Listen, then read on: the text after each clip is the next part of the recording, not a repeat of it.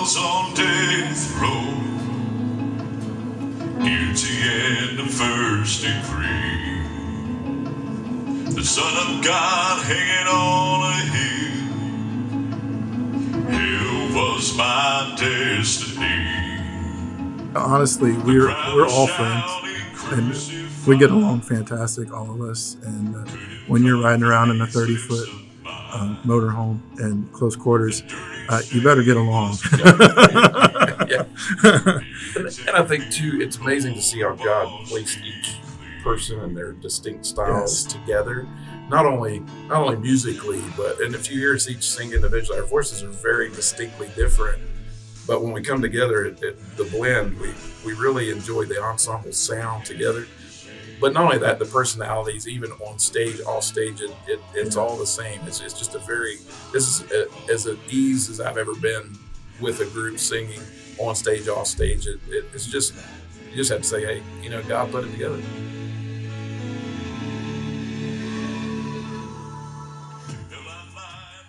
Well, thank you guys for joining me today.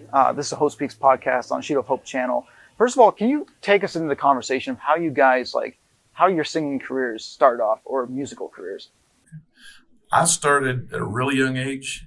My dad was a musician, traveling musician. He got a music degree with a couple others, gospel singers, Squire Parsons and Conrad Cook. So from the time I was about 3 or 4 years old, I grew up with this music.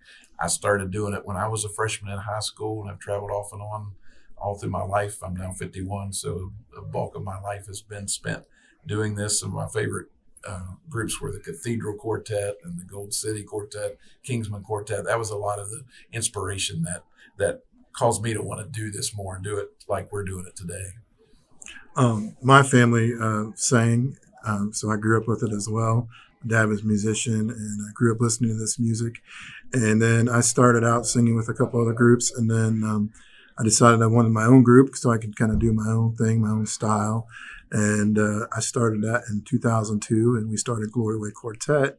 And for about the first 10 years or so, we were kind of just part-time. It was more of like a, get together, have fun, sing some songs together. Then about 2010, God opened some major doors for us, and we went full-time ministry.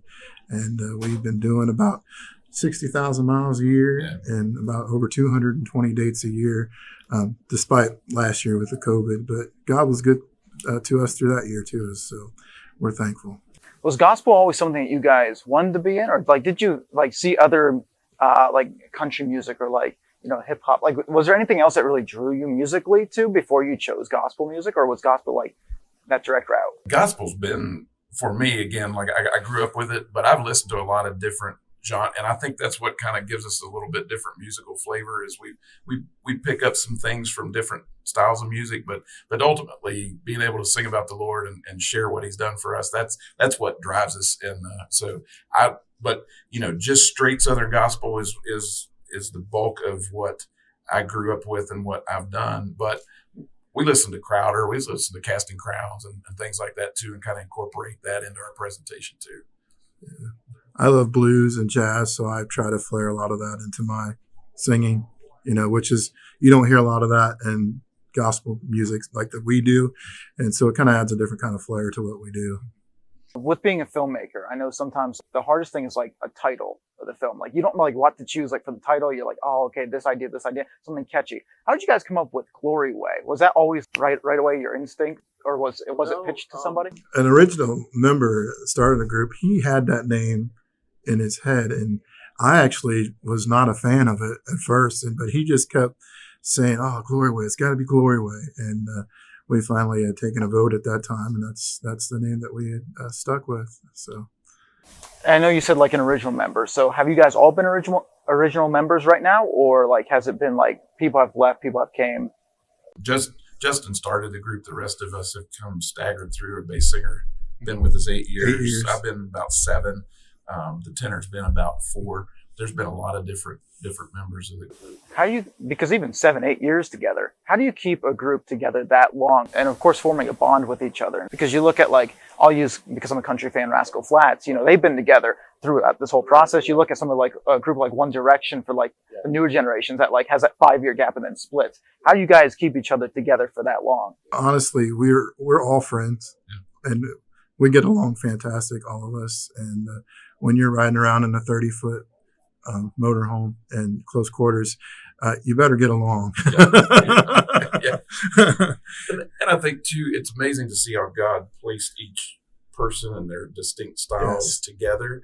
Not only musically, but, and if you hear us each sing individually, our voices are very distinctly different. But when we come together, the blend, we really enjoy the ensemble sound together. But not only that, the personalities, even on stage, off stage, it's all the same. It's just this is as at ease as I've ever been with a group singing on stage, off stage. It's just, you just have to say, hey, you know, God put it together.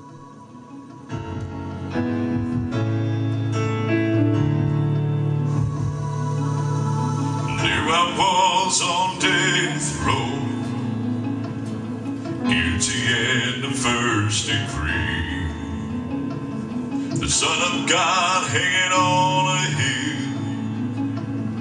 Hell was my destiny. The crowd was shouting, crucify. Couldn't come from these lips of mine. The dirty shame was killing me. It would take a miracle to wash me clean. Then I read the red letters, and the ground began to shake. The prison walls started falling, and I became a free man that day.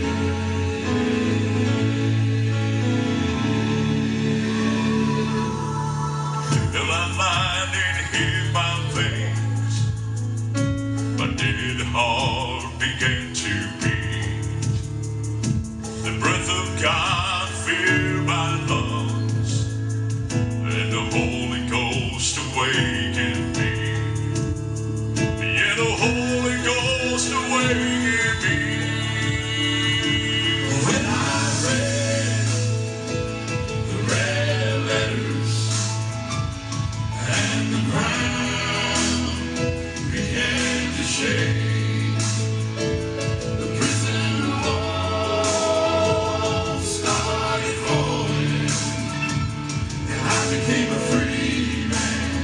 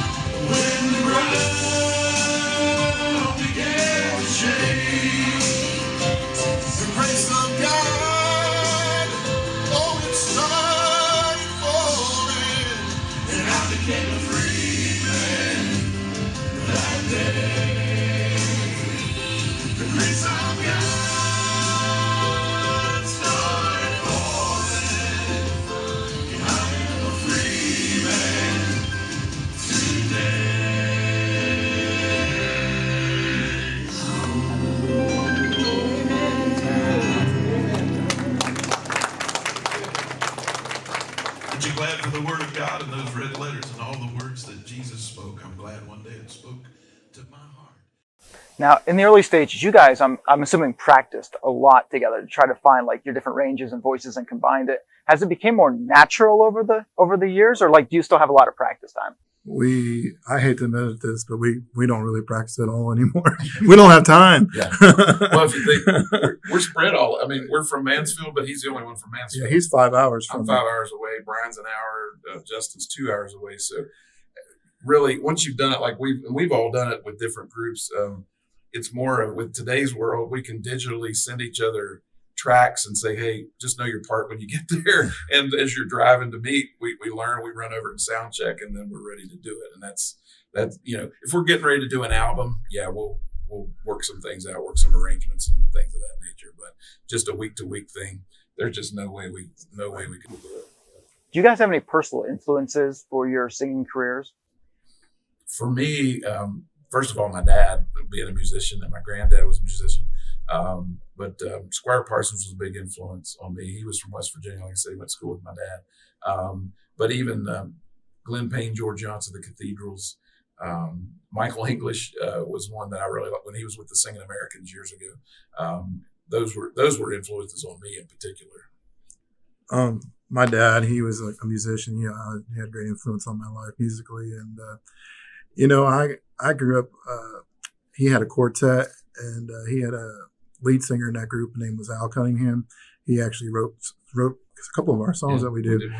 And he was my favorite singer. He's still my favorite singer. And he had a lot of influence on my life as well. Do you guys have a favorite song that you guys perform or have performed? Mine is God, You're Amazing, because truly God is amazing. He just, every day he does amazing things for us. When you wake up in the morning, God's amazing. He's giving you another day, Gosh, this new album is full of songs that I love. I usually like any song that our tenor singer sings because he's just amazing. But I love God, You're Amazing. I love They Still Know His Voice. Jailbreak that the bass singer sings is a great tune. We even have a couple of songs that have a little Rascal Flatts feel to it. I really like the new album. I'm just. You wrote a great song on there too. Oh yeah, I actually give yourself credit. I do like that song. I like the way he sings it. As I was writing it, I thought, man, this fits his voice, and it's called Just a Little While. It's a song about heaven. If somebody's just gone on to be with the Lord, if they could say something to us, it'd be safe in the arms of Jesus, and just a little while we'd be together forevermore. And that's turned out to be a great song for us. That's awesome. So where has been one of the best places you guys have performed at personally? You guys have that favorite? Man, we've been so many places. Yeah, we've been one of my favorites is Dollywood. I love singing Dollywood.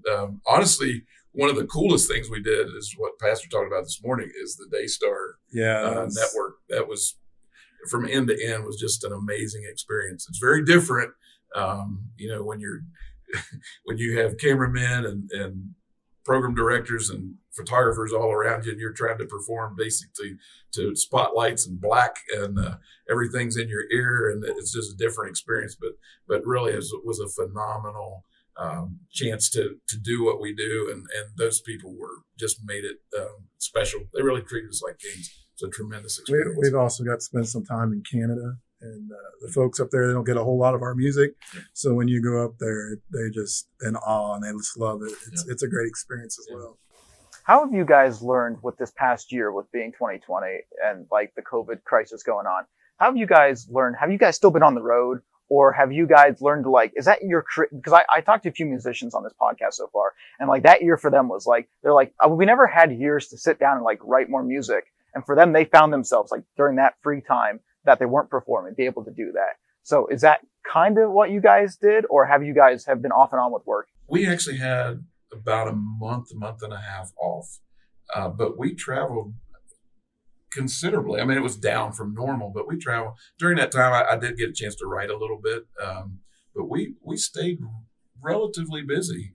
We also learned other ways to get to the folks. We used our social media platform a lot more than we had, which is actually a great tool. I mean, you reach out on social media and boom, you've got a built-in fan base right there. Yeah, we had a few churches would let us come in and just do a Facebook Live in an empty sanctuary. Parking lots. Yeah, we did a lot of outdoor services while we were doing that.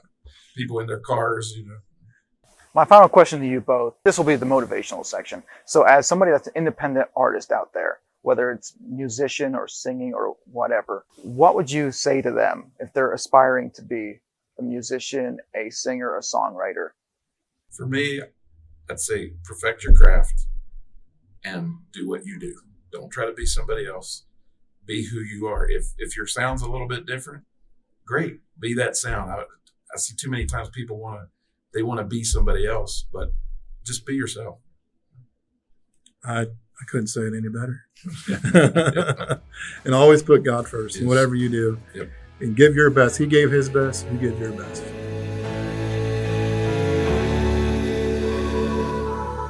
It felt like lightning hit